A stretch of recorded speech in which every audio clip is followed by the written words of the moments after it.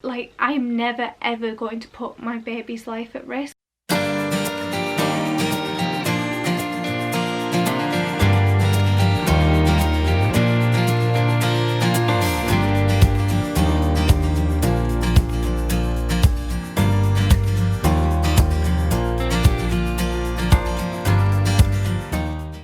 I do mummy and lifestyle videos, and today we are doing my 13-week pregnancy update for my 4th baby. So today I am going to do things a little bit differently. Normally I go through my physical symptoms, then I talk about mental health, and I'll maybe then tell you stuff that's happened throughout the week.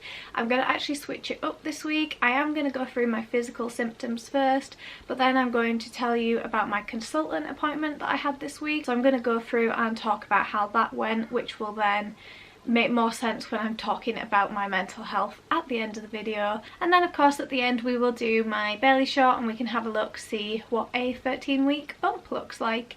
If you do want to skip to any particular sections, I will put timestamps in the description below so you can have a look, see which bits you really want to look at, or if you want to watch the whole video through, I would love it if you did do that. But of course the options there, the timestamps are down below in the description. So we'll quickly go through my physical symptoms. I'm still having headaches, which it just seems that that's a common symptom for this pregnancy for me, which I don't find that this has been an issue in any of my other pregnancies, but it really seems to be a predominant symptom in this pregnancy, which is of course uncomfortable, and it means I have had to take painkillers, which I'd rather not do while pregnant. I know they are safe, but personally I would rather not take them if I don't have to. So I'm just trying to find that balance of taking medication but also don't want to be in such pain that it makes me grumpy and makes me miserable, and then it affects my mental health. So like I said last week, I don't know why, but my nausea seems to have come back a bit, which is obviously very frustrating. We're getting towards the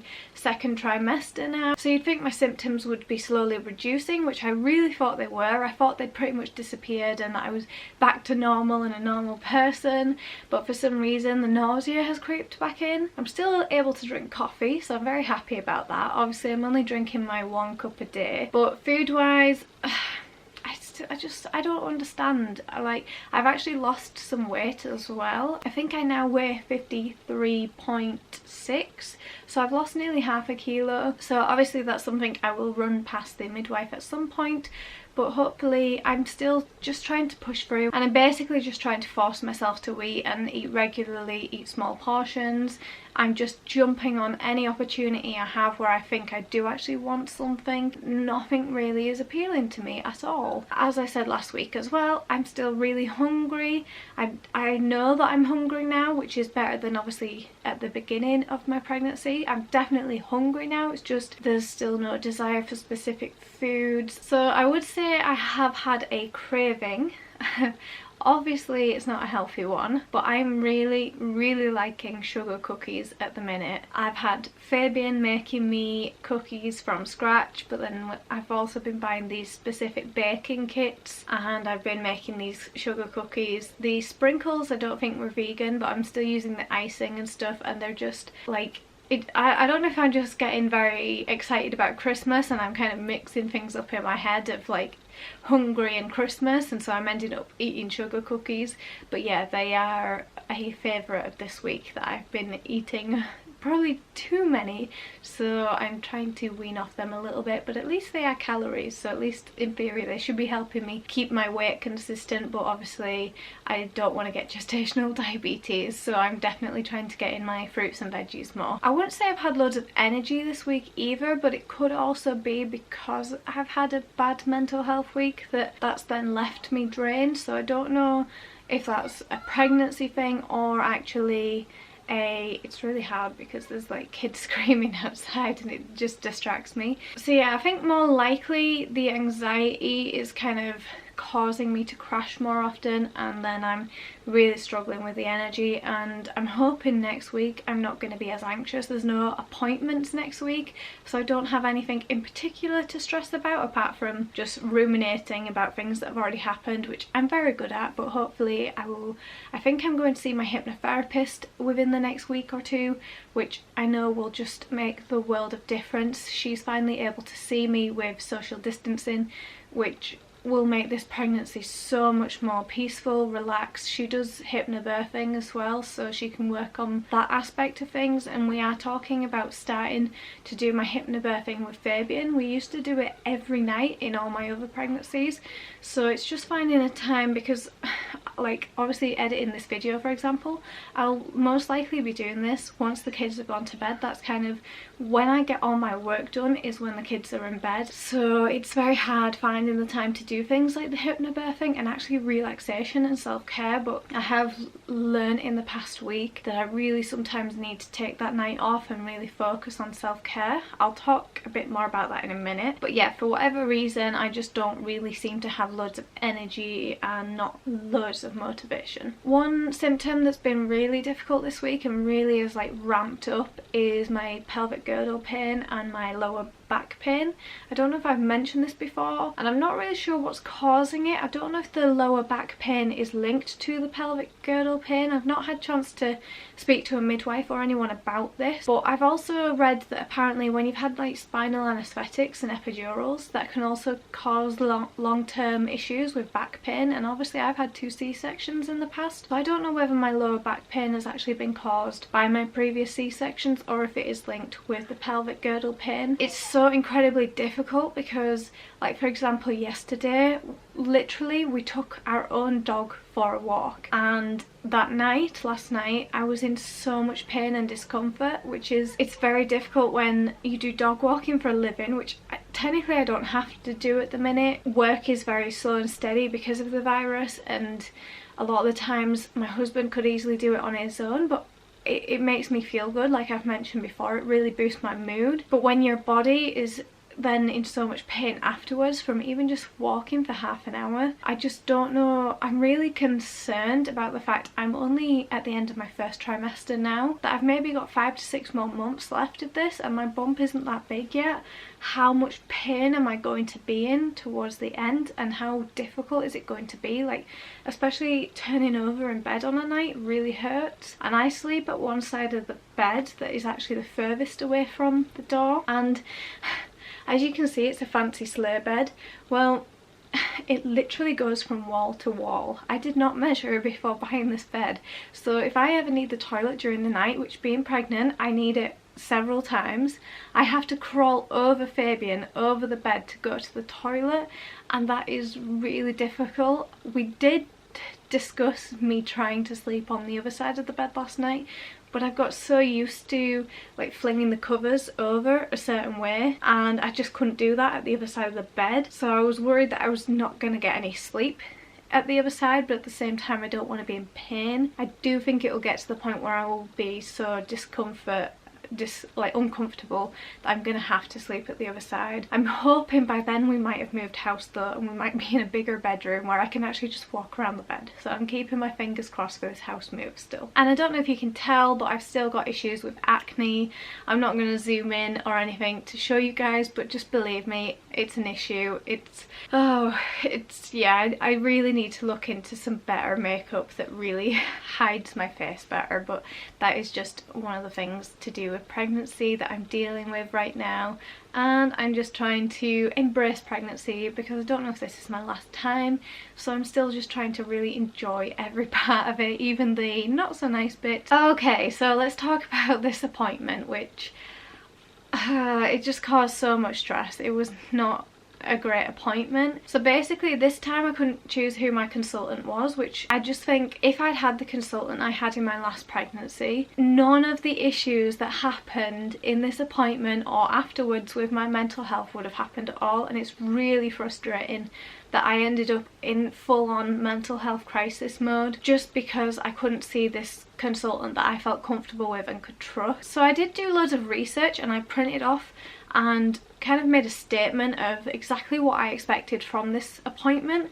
and I printed some copies off because I knew exactly how many people would be in this meeting. I was going to give a copy to the consultant, one to my mental health worker and one to the midwife that was supporting me. I was too scared to even give the consultant the document, so it already got off to a bad start. I was already hyperventilating when we went into the appointment, very difficult with a mask and a fabric mask that I kept like sucking it in. Yeah, I was just really hyperventilating and panicking. I did have Fabian with me, so it was really good in some sense that he was there to speak on my behalf, and he actually did do a really good job of being my advocate, which is the whole reason he's with me, is he's my like mental health advocate, and he kind of, I trust him to speak on my behalf, especially when it's discussing my body. I still trust him that he as a carer is able to do those things and represent me, so I'm really grateful for him for that. I feel like the appointment got off to a bad start though. Like I say, I was too scared to even give the woman this, and she kind of automatically started talking to me and said, right, I've made a plan for your whole pregnancy. She's never met me before, literally never met me as far as I'm aware, and had already made an entire plan of care for my pregnancy. Some people might find that reassuring and think, oh, they're really proactive and they're really getting ready, but that really was a trigger for me, and especially afterwards in hindsight, the more I started thinking about it, the more I was thinking, wait, that was not okay. I'm really not okay with the fact that she'd done that. And the reason being is one of the main things I wanted to gain from that appointment was a back and forth conversation.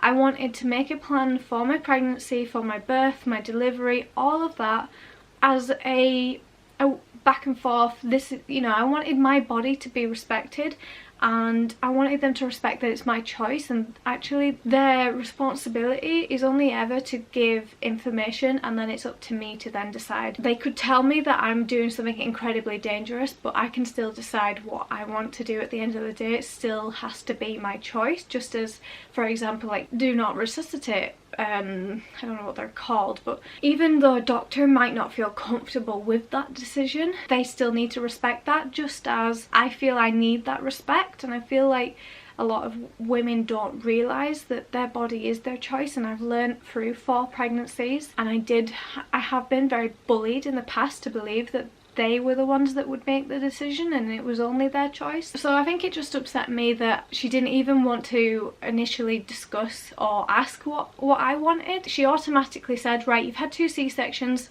you're having another. She didn't even want to contemplate or discuss any other option, and so I did put my foot down and I said, oh, actually, hang on, no, I want to discuss that because I'm actually wanting to consider other options. So she was taken aback, and she did say that she has dealt with people that have had natural births after 2 C-sections, especially when I mentioned that I'd actually delivered my first child naturally and it was a very quick, easy, normal labour.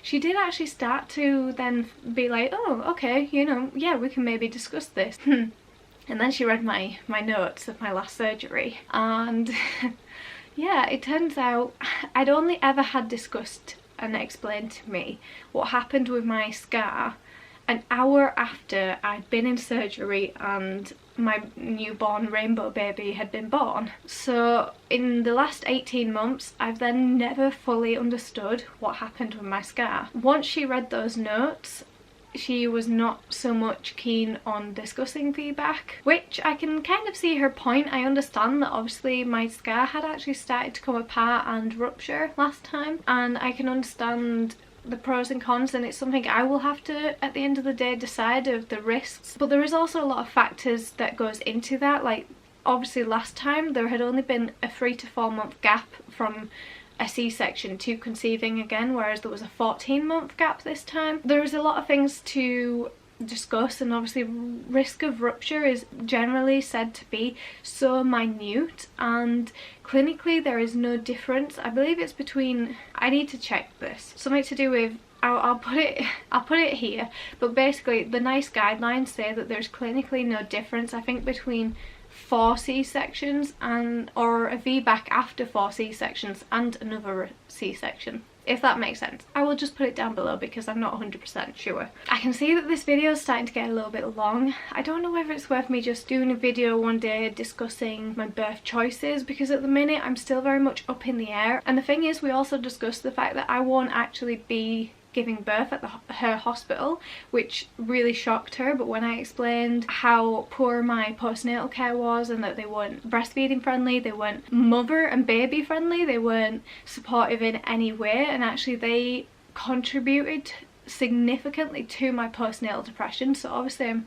trying to protect myself this time by choosing a hospital that I wholeheartedly trust because they delivered my angel baby that lived for 16 days. They did amazing things with me. They did everything and looked after me perfectly. So she was definitely very taken aback to find out I didn't even want her care really, and that I want to be under a completely different hospital, a completely different team. But in that sense, it also gives me the opportunity to speak with a different consultant, and I'm keeping my fingers crossed they are actually getting in touch with a consultant who looked after me at this hospital previously, and it is someone that I felt truly respected me, and I got to know them, and I felt like they never treated me like I was stupid. They just did everything for my daughter, so I feel that I would trust them wholeheartedly, and I would always probably follow their advice then if they then said, oh, we really don't think this is a good idea, and that for the safest thing for you and baby would be a C-section, then I would fully trust him because I know him. So I'm just hoping to gather as much information as possible, and I think as well it's so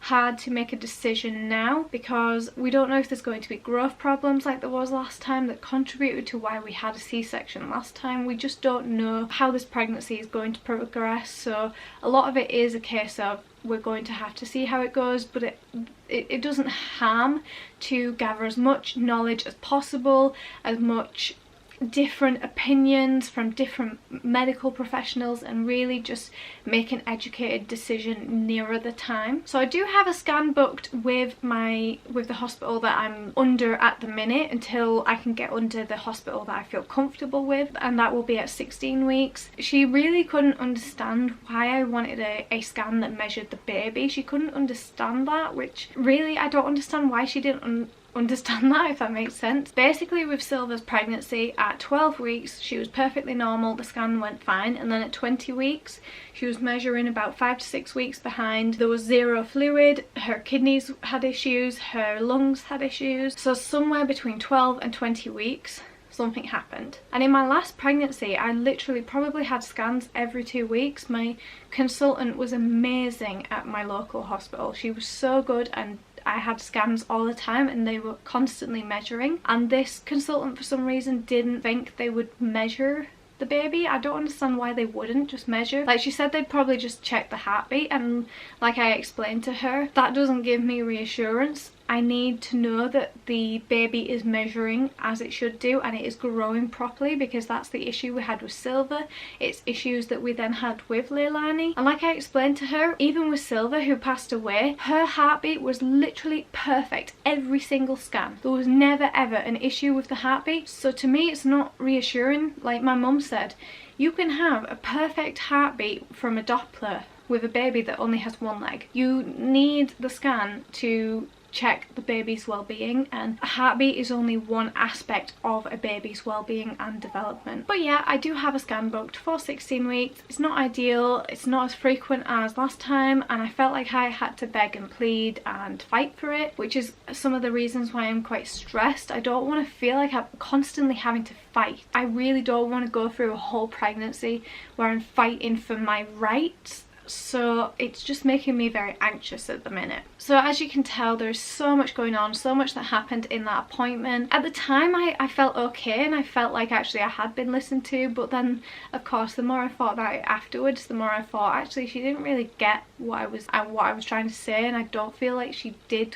fully. I don't know if it's respect or she just had this distance and couldn't quite understand where I was coming from, and it just felt like I was constantly having to fight. So I had a bit of a mental breakdown that day. I was just heartbroken to realise that there's a chance I'm going to be having a C-section, which is something that it just really upsets me. But at the end of the day, if it becomes too risky to have a VBAC, like, I'm never ever going to put my baby's life at risk, because I know exactly what it's like to lose a baby, and I couldn't live with myself if I made a decision. Like, I would rather live with the regret of them cutting me open for a C-section and finding out my scar was perfect. I would rather do that and live with the regret of not pushing for the VBAC than to live with the regret of I pushed for the VBAC and then my baby passed away because I pushed for a birth that they didn't recommend. But I need to see what this other consultant says. I did take a night off. I lit my candle, had my bath, watched Christmas movies, ate sugar cookies.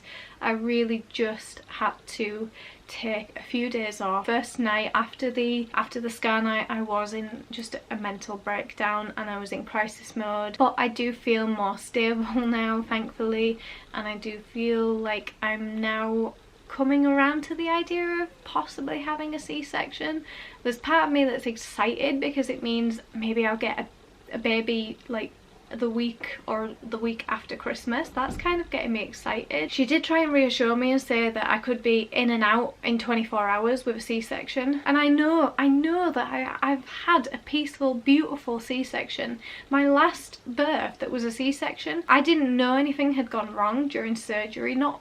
I knew something was happening, but they didn't tell me until afterwards, so it never really affected me because there was no one rushing around, no one panicking. And actually that surgery was so peaceful and so beautiful, and I could have described that day as utopia. I was just on cloud 9, and it was just a really straightforward, easy, natural, not natural, it's definitely not natural, but it was just a beautiful birth. And I think I'm really mixing the trauma from my postnatal care with the C-section, and I'm automatically thinking a C-section means I'm going to be in hospital for a week. It means I'm gonna go through trauma again, and I'm so scared of going through trauma again, but I need to remind myself, and I'm trying to work on that at the minute. And that's what I'm going to do with my hypnotherapist, as we are going to work on separating and realizing that a peaceful C-section is possible, and that it does not mean I'm going to go through trauma again, and I need to deal with that trauma,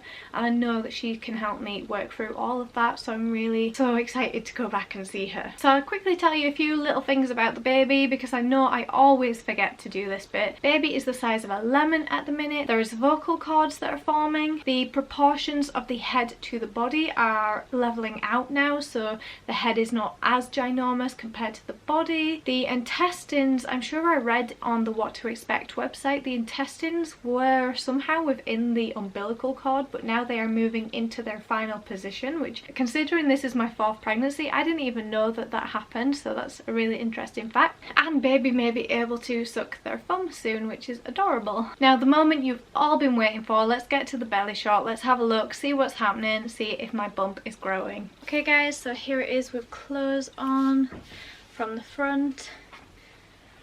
Wow, my hair is getting so long. This is from my left side, and then from my right hand side. Sporting my gorgeous Disney leggings today because nothing fits at the minute. I need to dig out my maternity clothes soon. So from the side, this is what my belly looks like. Definitely a bump now. So cute. And then from the front, you can kind of tell it's starting to get a little bit itchy, so I'm definitely going to be putting something on it soon, hopefully. And there you go. Alright, thank you guys so much for watching. I hope you enjoyed. I'm sorry this video has been a bit longer, but obviously with having the appointment, I had a lot more to say this week. And also, one thing that I really want to say, I'm so grateful. We hit 100 subscribers a couple of days ago now, and I'm so over the moon. We are doing a giveaway, which the video will be up soon. So yes, thank you for supporting me and making my day and helping the end of 13 weeks turn into a really positive week and something really to put a smile on my face. I hope to see you guys next week, and don't forget to look out for that video. Turn on your post notifications so you don't miss it, and I will see you guys next week. Bye guys.